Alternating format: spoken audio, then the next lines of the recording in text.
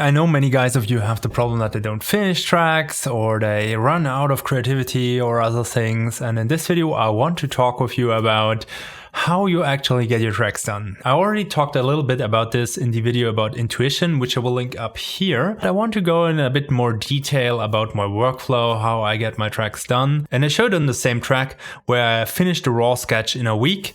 And from there on, it's just like filling out the details. And the concept is very easy, actually. So sometimes things can be a little bit overwhelming. So let's say you would be cleaning up your room. If you have a very big room and it looks like a mess, then it may be a bit, let me know in the comments if you have a very big messy room, then it would be maybe a big challenge to do that. But we learned as children how to actually clean up rooms, and it's very easy. You start at some area, let's say your desk, and then you move and you clean it up and you work your way through it, like sector by sector, top to down, whatever, from one corner to the other corner. And the same actually applies to music tracks. So we can get tracks done by having like certain stages, like certain check markers we need to reach, and all we need to do is we need to move through that workflow. So for example, this is the folder from that project which I moved very quickly through. So it has at the moment stages 1, 2, 3, 4, and I will soon have like a fifth one which I call usually like the refinement stage. So the first stage was basically having kick and bass and drums here. And luckily I got this from my collab partner. But let's say you want to create a workflow for yourself, then I would say like the first stage is kick and bass. Then the second stage is creating the drums. And the third stage is making a huge brainstorm of a lead. If you would imagine like that, then my number one would be actually the number 3 here.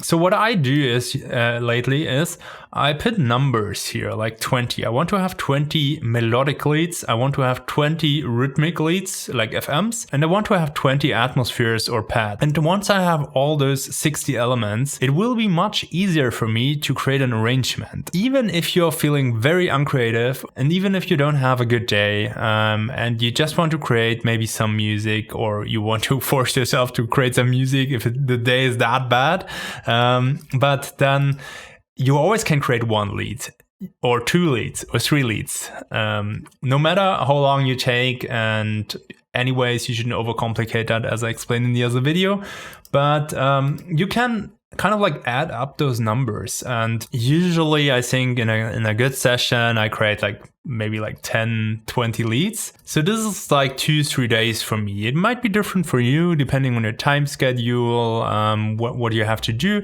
It could be like 2 weeks, it could be like 4 weeks, but it shouldn't be 4 months, to be honest. Now take something which makes sense in your time frame. So that's my workflow, and that's kind of like my bar, what I set myself. I mean, maybe you decide it doesn't need to be 20. Maybe you are very good at creating leads and you really nail it very soon. Then maybe you only create 10, or maybe you suck at creating leads and you need a few more to get like really good material. Then you might want to create like 40 or something. But choose something which makes sense from your skill level and from the time you want to invest in it. So that's the next stage I have in my workflow. As you can see, I did another brainstorm over here. And then I go into my pre-arrangement phase here. And as you notice, while I'm loading the project here, I did all this here in the arrangement view. So I didn't use the session view yet. So I create all the leads here because it makes it a little bit more easy for me to do automations and other stuff, or to move things around in the grid.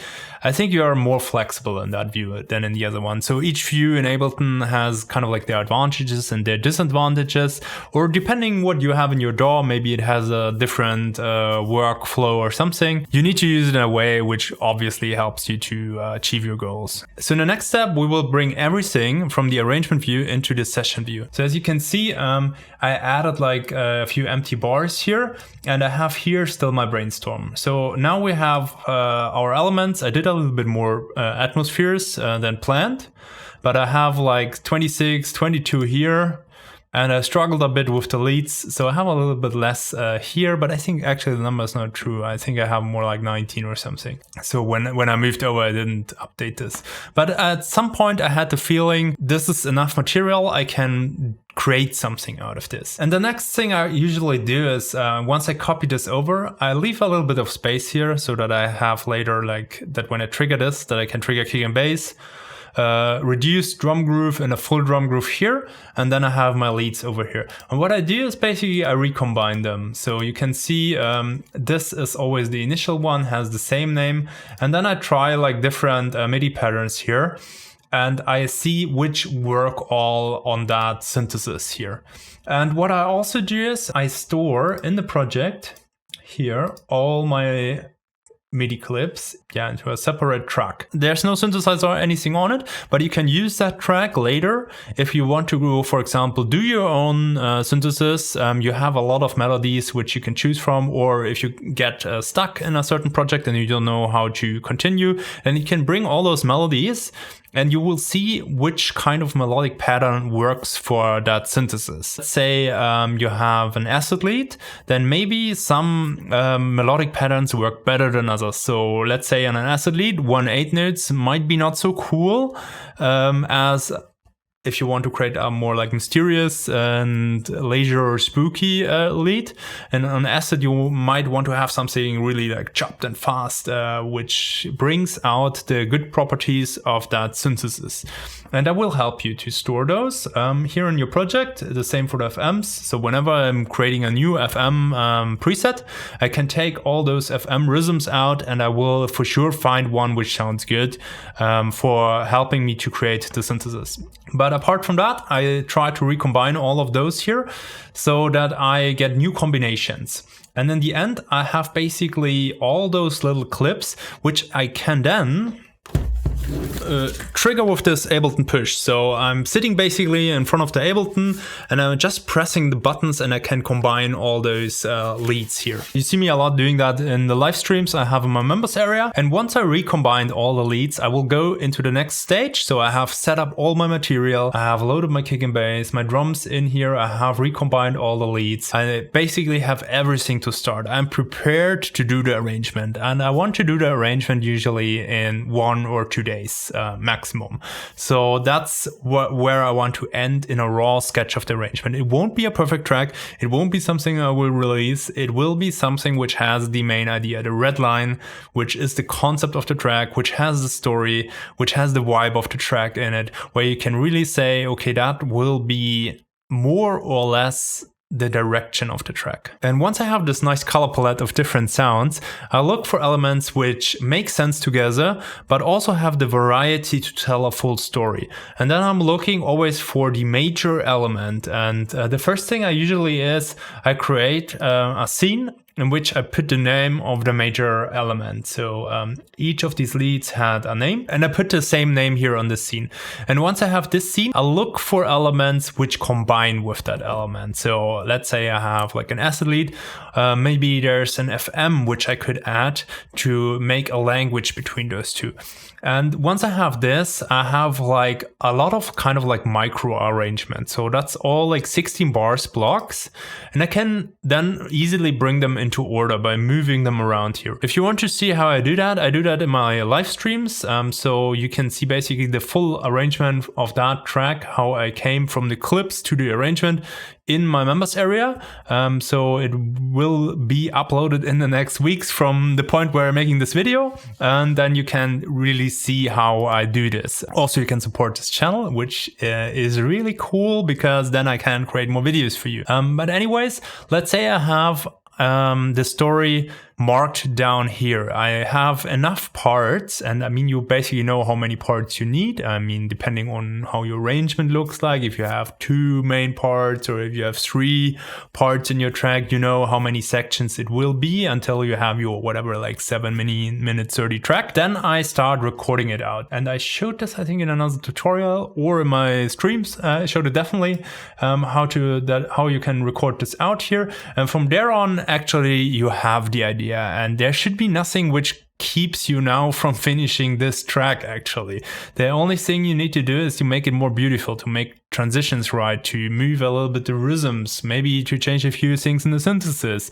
maybe to add like effects, all of those things like drum rolls, or make some kind of like small breaks here in the kick and bass and all that things. I don't say it's done here. There's still a lot to do. So if that took me like a week, then the rest might still take me 2 weeks. But what I want to say is, once you have it here, you have basically your concept. The story is there. You just need to fill out the details. At some point, you just need to abandon the project. There's always another thing you can do. There's always a thing which doesn't satisfy you, but don't overcomplicate it. Just bring it down to paper, or actually like audio to 24 bits, and put it out for the world to listen to your creations, and then go on with the next one. Everything will automatically get better and better with every release. So even if you don't have that asterisk kick right now, then you might have it in 20 tracks from now. So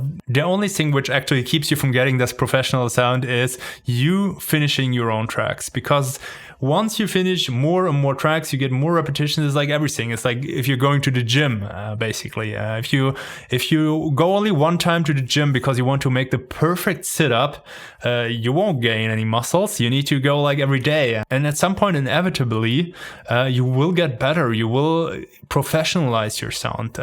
And with those workflow milestones I showed you, and that's my workflow, maybe you need a different one. Maybe you need a different one for your track, for your personal circumstances, but make some milestones for your track.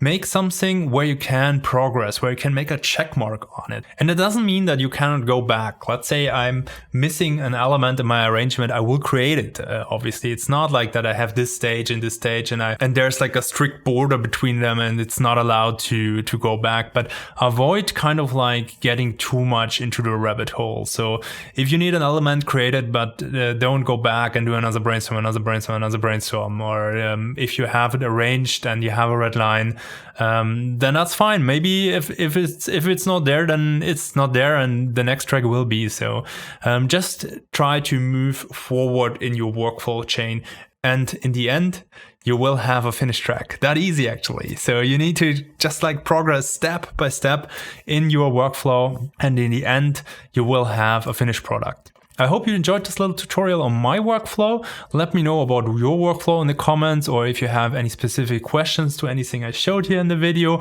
Also leave me a thumbs up if you like that video. That helps me to spread the video. And if you want to see more about my production, if you want to know more how I get to those arrangements, then you might want to check my member zone out. You cannot see the videos now, but I upload regularly videos if you are a member. And I also have a private Discord channel where you find other producers, where you can build a network between producers. So that might be alone very valuable for you. And I set the price actually so cheap that everybody can afford it. So please become a member. That would help me a lot in growing this channel, and it will help you in growing your career as a producer. See you next time.